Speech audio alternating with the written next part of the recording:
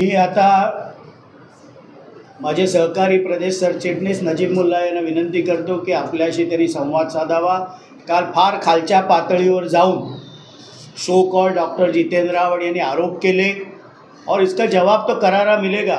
मी नजीब मुल्ला यांना विनंती करतो की त्यांनी आपल्याशी संवाद साधावा। सर्वजणांना नमस्कार। बरेच वर्षापासून शांत होतो, संयमपणा ठेवला होतं की एकत्र काम केल्यानंतर आपण खानदानी आहेत, खानदानी असल्यावर आपण खालच्या पातळीवर जायचं नाही। शेवटी राजकारण हे लोकसेवेसाठी असतो। समोरचा माणूस खालची पातळी धरून, कारण त्यांचा स्वभाव होता कोणावर खोटे गुन्हे दाखल करायचे, कोणावर आपण तडीपार करायचं, कोणाला काय करायचं तुम्ही कळवा मुंब्रामध्ये बघितलं असेल। पण प्रत्येक वेळी संयमपणा घेतला, आरोप होत राहिले। पण कालची पातळी सोडून त्याने एकदम खालच्या दरावर जाऊन जे त्यांनी माननीय आमचे राष्ट्रीय अध्यक्ष व आपल्या राज्याचे लाडके उपमुख्यमंत्री अजितदादा पवार साहेब, परांजपे साहेब, माझा सहकारी वीरू माझ्यावर जे आरोप केले ते पूर्णपणे खोटे आहेत। मला अभिजित पवार नावाचा इस्मानाला काय घेण्यात रसच नव्हता। 15 दिवसापूर्वी मला वीरू वाघमारेचा फोन येतो का साहेब अभिजित पवारला भेटायचं आहे। मी बोललो 2 दिवसात वेळ देतो। नाही संध्याकाळचा वेळ होता। नाही आजच द्या, नाहीतर तो दुसऱ्या पक्षात चालला आहे, त्याची इच्छा आपल्याबरोबर यायची। त्याला मी तेव्हाच सांगितलं की मला त्याच्यावर विश्वास नाही आहे, पण एक सहकारी कळकळीची विनंती करतो, पक्ष वाढवण्यासाठी, सर्वांना एकत्र करण्यासाठी तो जिद्द आहे। मी बोललो ओके, बोलव, चल रात्री तुला वेळ देतो। 10:30च्या सुमारास ते भेटायला आले। भेटून गेल्यानंतर परत 8-10 दिवस मी त्यांना विचारपूस पण केली नाही। समोरून परत आला, 15-20 पोरांना घेऊन आला का सर्वांना तुम्हाला भेटायचं आहे। भेटल्यावर स्वतःने तारीख नक्की केली, कसं काय करायचं, शिवजयंतीच्या आधी आपण कार्यक्रम करू। स्वतःहून केल्यानंतर आत्ताच वीरूनी जे पुरावे दिले की ज्याला ब्लॅकमेल केलं जातं, त्यांनी खूप अरेतुरेने बोललं आहे। मी एवढाच आपल्या मार्फत त्यांना सांगायचं आहे की तुम्ही माझा संयमपणा बघितला। आता जे आरोप झालेले, आरोप तर झालेत, आता सत्य त्या गोष्टीला घडवण्याची वेळ आली आहे। आम्ही आता इन्कम टॅक्सला अर्ज करणार, सर्व फायनान्शियल एजन्सीज आहे या राज्याचे, या देशाचे, त्यांच्या समोर त्याचे अफाट कमवलेले पैसे, गैरव्यवहार, अनैतिक धंदे, सरकारी जागेवर केलेली अतिक्रमण सर्व काढणार। तुम्ही काल सांगतायत की मी 22 तारखेला सुसाईड करणार होतो, आम्ही त्यांच्याकडे गेलोच नाही।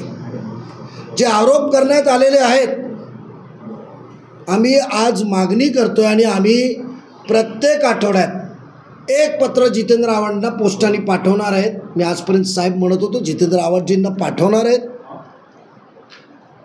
की तुम्ही SITची मागणी कधी करणार। ट्विट करायची खूप आवड आहे त्यांना, पत्र लिहायची, प्रेस कॉन्फरन्स घ्यायची आवड आहे।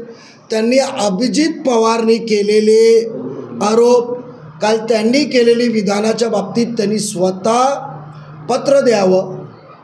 आम्ही आमचे राज्याचे मुख्यमंत्री साहेब, गृहमंत्र्यांना विनंती करेल का त्यांनी मागणी केल्यानंतर SITची नेमणूक करा, तिथे सर्व पुरावे आम्ही सादर करणार। एवढेच नव्हे, त्याची ऑडिओ रेकॉर्डिंग, म्हणजे त्यांनी व्हॉट्सअप कॉल केल्यानंतर मला वीरूनी घेतलेले कॉन्फरन्स कॉलवर, जेव्हा आपण कॉन्फरन्स कॉल घेतो तो जो शेवटी जॉईंट होतो तो 3ऱ्या-4थ्या क्रमांकावर असतो, पहिल्या 2मध्ये नसतो। त्याची स्क्रीनशॉट्स आहेत, तो काय बोलला त्याचं वाक्य आहेत। एवढंच नव्हे, जितेंद्र रावतजी कारण ते डॉक्टर म्हणतात आम्ही त्यांची डॉक्टरची पण पदवीधरची त्याच्या बाबतीत मागणी करणार आहे का त्याची चौकशी व्हावे. कारण आमच्याकडे पुरावे आहेत की 6 महिने कोण कुठे राहिला, त्याचे CCTV फुटेज आहेत, त्याचे कॉल रेकॉर्ड आहे, आणि कोणी थिसिस लिहिलं, कोण 6 महिने कुठे हॉस्टेलला होता, कोणी थिसिस लिहिलं, तुम्ही फक्त सही केलेली आहे. तो माणसाचा ॲफिडेव्हिट पण आम्ही तयार केलेला आहे आणि ते पण तुमच्या नकली डॉक्टरेटसाठी आम्ही पुढे जाणार. आज महाराष्ट्रातल्या जनतेला तुम्ही किती खोटारडेत, किती ढोंगी बाबा आहेत हे आम्ही दाखवणारच. आणि एवढंच नव्हे, आम्ही पोलिसांकडे ही पण मागणी करणार आहे की मंगळवारी 3:30 वाजता कोरम मॉलमध्ये जेव्हा अभिजित पवारची बायको तिथे होती, तिने स्पीकर फोनवर जेव्हा ठेवला होता, बरोबरचे लोकांनी ते पण तुमचे ऑडिओ रेकॉर्ड केले. जितेंद्र आव्हाडजी, जेव्हा तुम्ही त्याला धमकी देत होते, कुठल्या नेत्यांबरोबर तुमचे कसे संबंध आहेत, कसा तुम्हाला अडचणीत येईल, तुझा धंदा पाणी पैसे कमवलेले कसे तुझे कुठून काढतो, जे वाक्य वापरलं आहे तुम्ही एक महिलांसमोर, ती महिला आज काय पण स्टेटमेंट देईल, पण समोरच्या सहकाऱ्यांनी ते रेकॉर्ड केलं आहे. कारण तुम्ही स्पीकर फोनवर तिची बायकोनी फोन ठेवला होता. मी वेळ सांगतोय, दुपारी 2 ते 4च्या मध्ये तुम्ही कोरम मॉलचे फुटेज काढा. तिथे तिची बायको होती का नाही, तिथे फोन आल्यावर तिने फोन उचलला, स्पीकर फोन काढला का नाही, चांगला त्याचं क्लॅरिटी आहे. आम्ही काढले सर्व, आम्ही आमचे रेकॉर्ड्स तयार केले. तुम्ही कुठल्या नेत्याच्या नाव घेऊन तुम्ही कशी त्याचा नावाचा दुरुपयोग करतायत दादागिरी करण्यासाठी, लोकांना ब्लॅकमेल करण्यासाठी, आणि तुम्ही सुसाईड म्हणतायत. परमारमध्ये कोणी पैसे घेतले, बली नजीब मुल्ला झाला. नजीब मुल्ला तुमचं नाव घेऊन सत्य सांगणार नाही, तो रिटायर्ड ACP पण येणार आहे तुमच्यासमोर. आम्ही त्यांना पण विनंती करणार आहे का त्या दिवशी जितेंद्र आव्हाड घाबरून जे आले होते आणि विनंती करत होते की नजीब मुल्ला चुकून त्यांचं नाव घेऊन सत्य सांगणार नाही, ते पण आम्ही सर्व SITला देणार. परमारने किती वाजता तुम्ही रात्री बिचाराला दम दिलं, कसे घेतले, बली नजीब मुल्ला झाला फक्त तुम्हाला वाचवण्यासाठी. रात्री 3 वाजता कोण फाशी घ्यायला निघाला, जो फाशी घ्यायला निघाला होता त्याची बायकोनी कोणाला फोन केलं, काय तुम्ही त्या माणसाला नेत्याला ब्लॅकमेल केलं, कसं तुम्ही मानसिक त्रास दिलं, ते पण आम्ही काढणार पोलिसांसमोर. तुम्ही रात्री कुठला पत्रकाराच्या मुलाचे, जो महापालिकेतला ठेकेदार होता, तो महापालिकेच्या ठेकेदारला कसा तो फिनेल पिऊन जीव द्यायला निघाला होता, कुठल्या हॉस्पिटलला ॲडमिट होता, त्याचे रेकॉर्ड्स पण आमच्याकडे आहेत आणि आम्ही देणार. आता सर्व माल मसाला तुम्हाला पोचणार.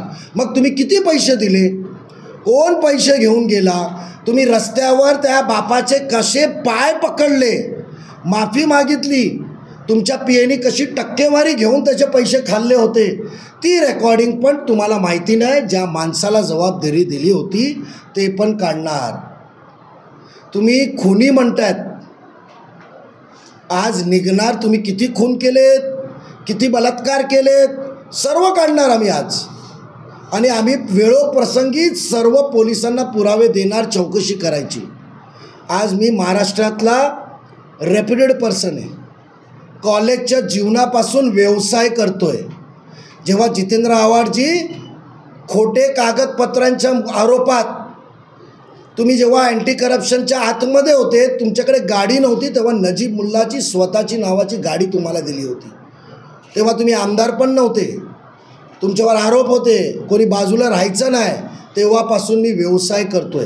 मी प्रतिष्ठित या महाराष्ट्रातल्या नागरिकांनी वारंवार जे खुनी म्हणतायत आणि जे चिल्लर जे तुमच्या अवतीभोवती फिरतायत, त्यांच्या कुटुंबाचा तुम्ही इतिहास काढा. किती त्यांच्या नावावर घरफोड्या आहेत, किती चोरी केली आहेत, कोण किती इन्काउंटरमध्ये मेला आहेत, ते आम्ही सर्व बाहेर काढणार. आणि मी आज सांगतो की हे माझ्याकडे कोर्टाची ऑर्डर आहे. आज जे वारंवार खूनचा आरोप जे करतायत, आज जे खूनचा आरोप तुम्ही करतायत, त्या खुनाच्या आरोपमध्ये मी सर्वप्रथम त्या बाबतीत माननीय उच्च न्यायालयाचे विशेषतः न्यायाधीश रेवती मोहिते ढेरे पाटील मॅडम आणि पृथ्वीराज चव्हाण साहेबांचा आभारी आहे का न्यायाला साथ दिली. आज 10 सप्टेंबर 2024ला मोठा वकील नजीब मुल्ला का सोडून गेला का सहकारी पुढे जातोय, मला त्रास होईल म्हणून खोट्या खूनमध्ये अडकवण्यासाठी तुम्ही हायकोर्टात पण गेले होते. हायकोर्टाला खोटा सांगितलं म्हणून 10 सप्टेंबर 2024ला बेंचची ऑर्डर आहे, 2 जज बेंचची हायकोर्टाची ऑर्डर आहे. त्याच्यात वकिलावर, आणि वकील पण छोटा नाही, याच्यात म्हटलं आहे for petitioner advocate Ashok Sarogi, त्यानं 25,000चा दंड लावला की नजीब मुल्लाला अरेस्ट करा. नजीब मुल्लावर कारवाई झाली नाही, या पलीकडे आजपासून परत उल्लेख केला मी त्यांच्यावर मानहानीचा दावा दाखल करणारच आहे. तुमच्यासारखे अनैतिक कमवलेले पैसे नाही आहे, पूर्ण रेकॉर्ड माझ्याकडे, कधी कोणाला दम दिला, कैसे पैसे तुम्ही काढले, कुठे घेतले तुम्ही, हलाल कमाई आहे. आणि त्याच्यात त्यांना दंड देण्यात आलेला आहे. आणि जे खुनाचा आरोप प्रत्यारोपित करतात त्यांच्यावर पण आम्ही आज कायदेशीर कारवाई करणार. तुमचा बंगला कुठून आला, बंगल्यात काय चुका आहेत, ULCमध्ये काय प्रॉब्लेम आहेत, सरकार जमा एका मिनिटात कसं होईल, मालकाला अजून तुम्ही पैसे दिले नाही आहेत, तो EDमध्ये चौकशी असलेला कीर्ती केडिया कोण, ज्याच्या नावावर बंगला होता, काय संबंध तुमचा, ही पण चौकशी होणार.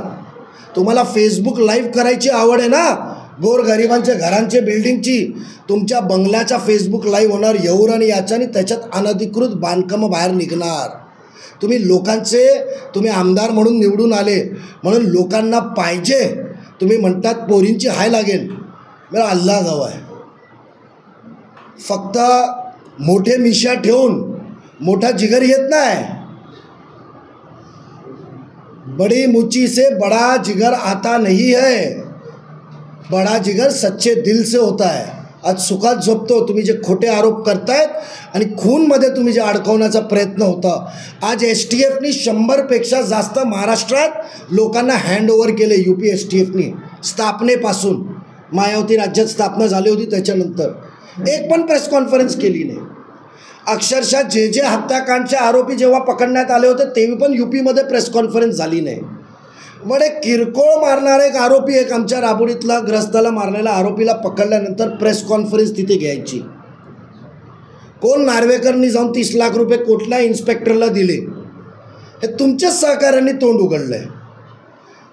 तुम्ही 4 दिवसापूर्वी अभिजित पवार येण्याच्या आधी रोहन बिल्डर चिटिंगमध्ये आतमध्ये होता, त्यांनी पेडर रोडच्या 4 मजली इमारतीमध्ये 2,500 फुटाचा फ्लॅट तुम्हाला एका व्यवहारात दिलेला जेव्हा तुम्ही मंत्री होते, आणि ते रिडेव्हलपमेंटमध्ये बिल्डिंग जाणार आहे, त्याला 5,000 फूट भेटणार आहे.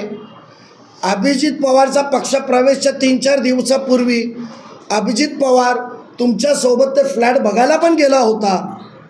हे पण तुमच्या स्वतःच्या सुईसहायक अभिजित पवारांनीच आम्हाला सांगितले.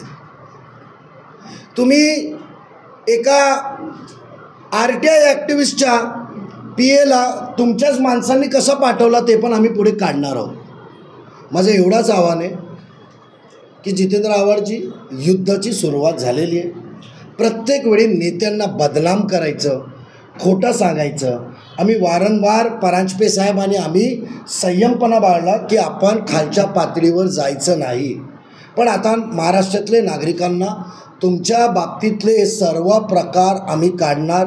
म्हणून आमची विनंती आहे का कृपा करून आजचा आज आपण SIT नेमावी आणि SITची मागणी करावी. आम्ही सरकारला विनंती स्वतः करणार, तुम्ही मागणी केल्यानंतर, की अभिजित पवारनी जे आरोप केलेले त्याची पूर्णपणे चौकशी व्हावी. अलिबागला 4.5 अन्नपूर्णा, काय हॉटेलचं नाव, रेस्टॉरंट, आनंदवन 4.5, आनंदवन 4.5 मांडवा जेटीवर अभिजित पवार प्रवेशाच्या 2 तासापूर्वी जेवत होता. कोणाला ब्लॅकमेल केला असेल, कोणाला दाबला असेल, कोणाला ED इन्कम टॅक्सची धमकी दिली असेल, तर तो निवांत जेवत होता. आणि त्यांनी जे 2 तासाचा मला सहवास त्याचा भेटला, 1 तासाचा, गेटवे ऑफ इंडिया पाठवून तयारी होईपर्यंत गाडीत वीरू वाघमारे, मी आणि हेमंत वाणी होतो. हेमंत वाणी सुदैवानी तो दर्शनाला अंगणेवाडीला गेले जत्रेमध्ये, तर सांगतील काय काय बोललं आहे, तुमच्या प्रॉपर्टीच्या बाबतीत काय बोललं आहे, सर्व आम्ही रेकॉर्ड करून घेतलं आहे. त्याच्याच आवाजात आम्ही SITला त्याच्याबरोबर अँटी करप्शनची पण चौकशीची मागणी करणार. तुमचे SRAचे पण त्यांनी सांगितले, 2-3 बिल्डर लोकांची नावं पण सांगितली, त्यांनी इन्कम टॅक्सचे पण पेपर्स आम्ही काही त्याला विचारलेलं नाही. तो रेकॉर्डिंग आमच्याकडे वेळ प्रसंगी पोलिसांना आम्ही सर्व गोष्टीची सादर करणार आहेत. जितेंद्र आव्हाडजी, तुम्ही एवढे मोठे बेबाक आहेत, तुम्ही एकदम मोठे शेर आहेत ना, तर तुम्ही प्लीज SITची चौकशी करावी. आणि यापुढे परत खुनीचा उल्लेख केला किंवा वाक्य वापरलं तर एकदा कोर्टाने तुमच्या वकिलाला फटकारला आहे. आम्ही मानहानीचा दावा दाखल करणार आणि करणार. त्यांनी द्यावं ना. अरे पोलिसांनी वेगवेगळ्या स्तरावर चौकशी केली. मी तुम्हाला आता काय सांगितलं, SIT STFनी एकच प्रेस कॉन्फरन्स घेतली, नाव टाकून घेतलं माझा, आणि तो 7 वर्ष मला शिक्षा व्हावी म्हणून पूर्ण सुयंत्र केली. तुमचा जो आरोपी सुप्रीम कोर्टच्या बेलमध्ये अजून वॉन्टेड आहे, तो त्यांच्या घरात राहतो, मंदिराचे पैसे खाल्लेत, त्याच्या ऑफिसची CCTV रेकॉर्ड मी काढून ठेवलेत, कारण त्यांनी भाड्यावर जिथे ऑफिस घेतली त्या गोडाऊनवाल्याच्या आजूबाजूचे CCTV फुटेज आधीच काढून ठेवले. नितीन ठाकरे तिथे काय असायचे, मला त्या अधिकाऱ्यांच्या बाबतीत बोलायचं नाही आहे.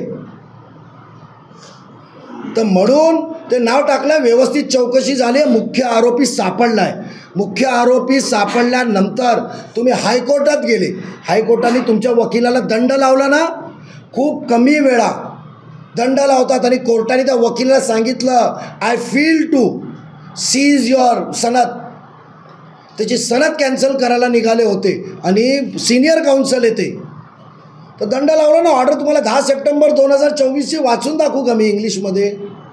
So I am a reputed person. विनाकारणाने खोटे आरोप माझ्यावर करू नये. ते लहान बालिशसारखं आहे ना, एक हट्टा, त्यांनीच हे षडयंत्र पूर्ण डे 1 पासून रचला होता, आणि तोच एक कारण होता जितेंद्र आव्हाडला सोडायचं. शमीम खानच्यावर पण त्यांनी आरोप लावले का त्यांना अहो त्यांनी ते आरोप लावले, पोलिसांना पत्र द्यावं. आम्ही मागणी करतो SIT नेमायची, आणि शमीम खानचे कॉल कुठून येतो, काय बोलतो, पूर्ण कॉल रेकॉर्ड शमीम खानने सबमिट करावा. आम्ही कुठे मागे हटलोय आणि घाबरलोय. द्या ना इन्क्वायरी. खोटे आरोप करायचे, लोकांना बदनाम करायचं, बस झालं. दाऊद इब्राहिम आणि नजीब कॉल रेकॉर्डिंग होती, ती अधिकाऱ्यांच्या हाताबाहेर त्याच्यामध्ये मध्यस्थी करून ती केस मागे घेतली, असं देखील तुमच्यावर आरोप केलेले. कोणाची? दाऊद इब्राहिम आणि नजीब. अरे एक आमदार, माजी मंत्री, एका नगरसेवकाच्या मागे एवढे खोटे खोटे आरोप करतोय. आय एम थँकफुल टू हिम. मला मोठा केला त्यांनी. आणि या जगात तो देशद्रोही आहे, तो दाऊद इब्राहिम देशद्रोही आहे. मुसलमान कधी त्याला साथ देऊ शकत नाही. खरा आणि कोकणी आहे जितेंद्र आव्हाडजी, मियाँ भी है और कोकणी भी है. तो जरा आरोप सोच समझ के लगाव. आणि त्यांनी जे पोलीस आहे ना, त्यांनी पोलिसांचं नाव द्यावं, ॲफिडेव्हिट करावं आणि सिद्ध करावं माझी रेकॉर्डिंग होती. जितेंद्र आव्हाड बरोबर त्यांचे सहकाऱ्यांचे कॉल रेकॉर्ड, किती भाई बरोबर फोटो आहे, किती मर्डर करणारे बरोबर फोटो आहेत, ते फेसबुक याच्यावर तुम्ही बघतात. काय तो सांगणार आम्हाला?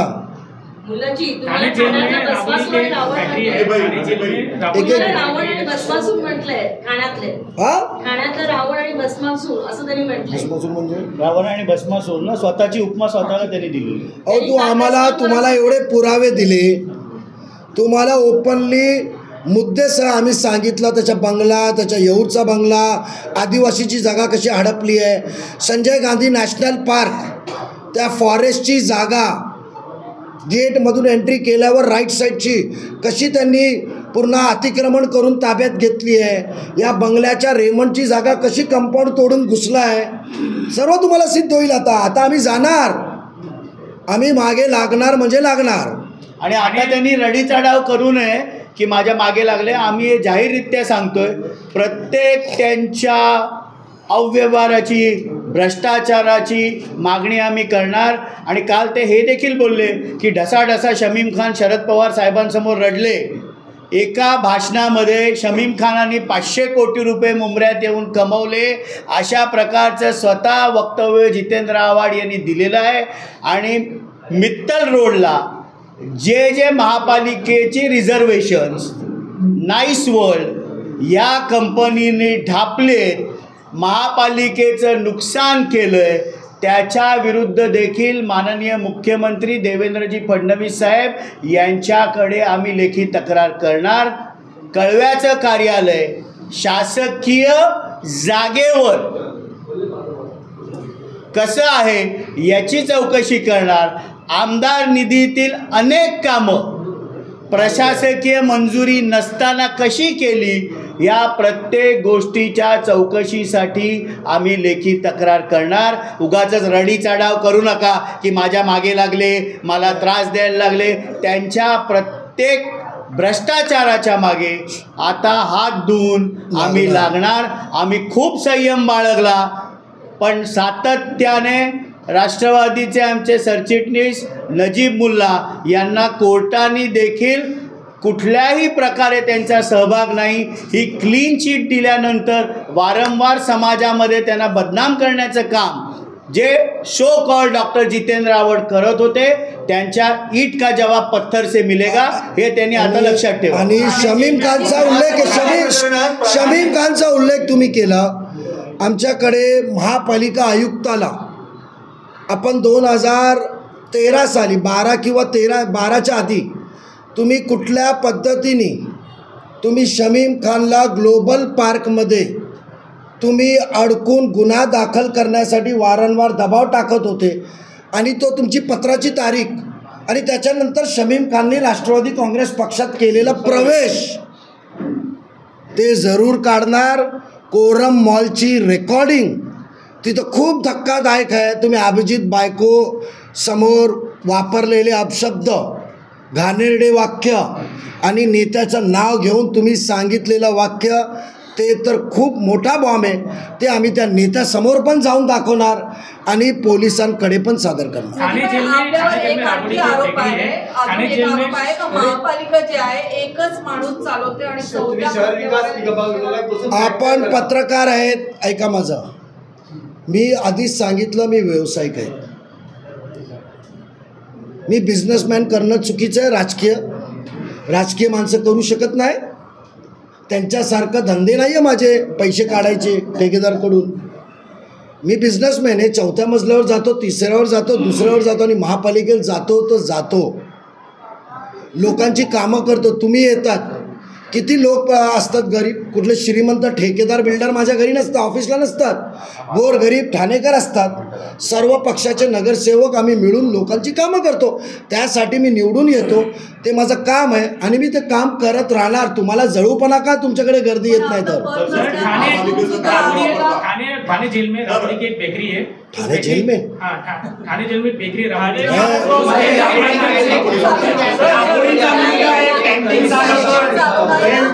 जेलमध्ये तो जेवण त्यांना पाठवतो असं पण आरोप. कोणाला? हो, एक मिनिट. तुम्हाला आता हे वाक्य काढलंय ना त्यांनी, तर सांगतो.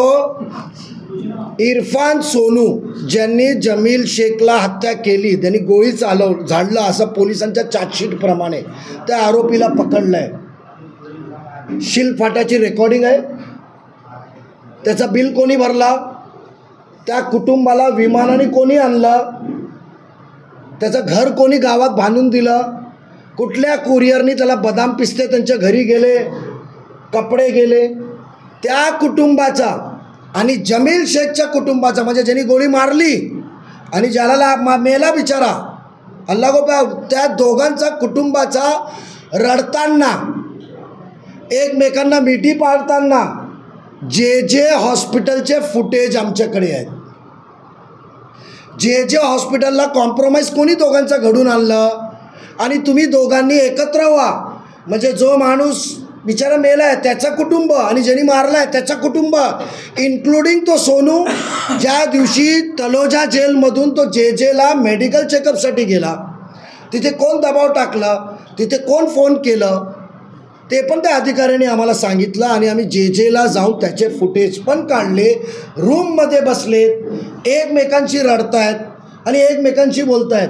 तर कोण खाना पुरवतो, कोण काय करतो, त्याच्या कुरिअरची पावती सर्व आमच्याकडे मिस्टर जितेंद्र आव्हाडजी आम्ही देणार. यापुढे कधी परत सांगितलं तर याद रखा, आम्ही तुमच्यावर मानहानीचा दावा दाखल करणार. थँक्यू. अजून एक ज्या दिवशी राजेश कदम विक्रम खामकरनी त्याला मारामारी झाली त्यांच्या कार्यालयात, जेव्हा मारामारी चालू होती, कॉलचं टायमिंग आहे 3:56. एक्झॅक्टली ह्या टायमाला त्यांच्या ऑफिसमध्ये मारामारी चालू होती. त्यावेळेस मला अभिजितनी फोन केला आणि सांगितलं की तुमच्या कार्यालयातून किंवा तुझा कुठला कार्यकर्ता पटकन पाठव, इथे मारामारी चालू आहे आणि ही मारामारी लवकर व्हायरल करा, आपल्या पुढच्या मी ज्या पक्षात येणार आहे त्याच्यासाठी फायद्याचं आहे. अजून एक गोष्ट, हेमंत वाणी आव्हाड साहेबांना सोडून जात नव्हता. ठीक आहे, हेमंत वाणी आव्हाड साहेबांना सोडून जात नव्हता.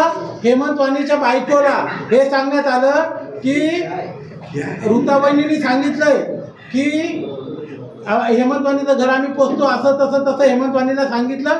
आणि हे सर्व अभिजित पवारनी हेमंत वाणीला आणि त्याच्या बायकोला सांगितलं. आता ही गोष्ट ऋताबाईंनी अभिजित पवारला सांगितली का नाही याचा चौकशी ऋताबाईंनीच करावी.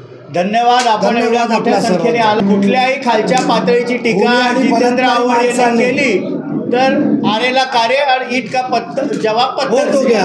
आणि